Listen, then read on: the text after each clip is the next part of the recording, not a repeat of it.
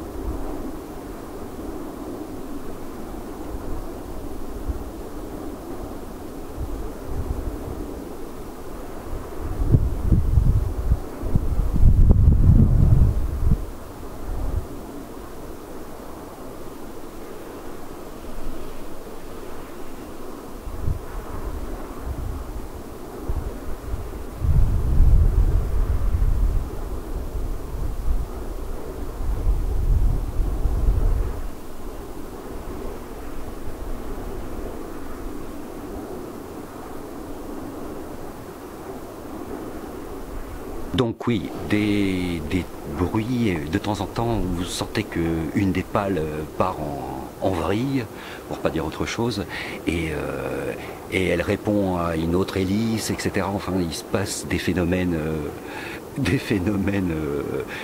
qu'on ignore et que personne ne sait modéliser de toute façon, ou alors ils savent les modéliser, mais il vaut mieux pas qu'ils nous en donnent les résultats, parce que je pense qu'on flipperait, quoi. Donc voilà, ça, ces bruits-là, c'est typique. Alors, remarquez aussi le niveau sonore, hein.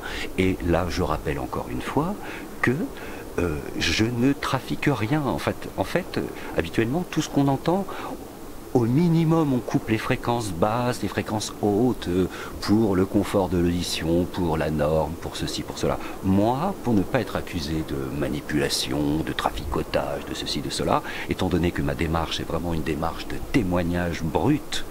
Bon, évidemment, je fais des commentaires, hein, on est obligé d'être objectif, d'être subjectif. Enfin, si, j'essaye d'être objectif, mais devant la réalité, voilà, il y a des faits quand même. Donc, voilà. Donc, mon but, c'est ça, de montrer les choses telles quelles. Donc, je ne traficote pas du tout le son, en tout cas. Alors, les images, de temps en temps, oui, je mets un peu plus de couleurs, un peu moins, enfin bref. Voilà, mais ça, c'est pas... Et je rajoute pas des éoliennes, par exemple, dans les plans, quoi. Donc je laisse le son brut, dégueulasse, quoi, tel qu'il est pris avec le micro dans la caméra. Et donc ce que vous entendez, c'est à peu près, c'est assez fidèle, hein, à ce que moi j'entends. Alors, enfin, ce que j'entendais, parce que, ah oui, moi depuis 6 mois, je souffre d'une perforation du tympan, d'une dégradation de mon système auditif et d'une perte d'audition de l'ordre de 72%. Voilà. Bon, j'ai toujours fait attention, j'ai jamais fait d'excès, enfin bref.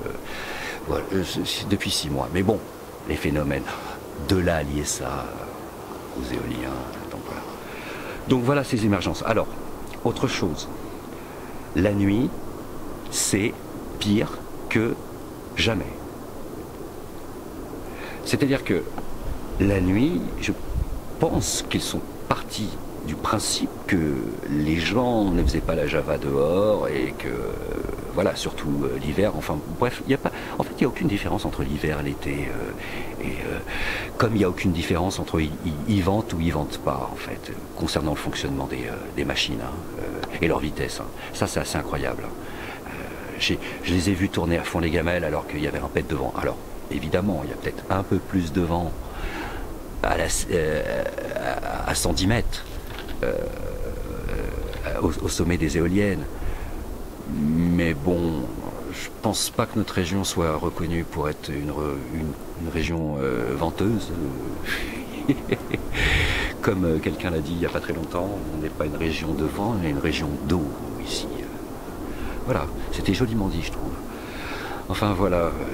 Et puis ça, c'est joliment dit parce que ça exprime aussi le fait que cette incessante volonté de dénaturer les choses, quoi. Voilà ça. Ah oui, il y a 10 cm de terre arable, c'est du bocage. C'est pas grave, on va défoncer les buissons, on va drainer, on va rajouter de la chaux parce que le pH il est pas bon, etc. Mais on va faire ça, et puis on va bien réussir à faire quelque chose. Mais oui, on va faire pousser des ananas dans le Limousin. Bah oui, parce que c'est les ananas qui rapportent, donc on va faire pousser des ananas dans le Limousin. Non mais on en est là.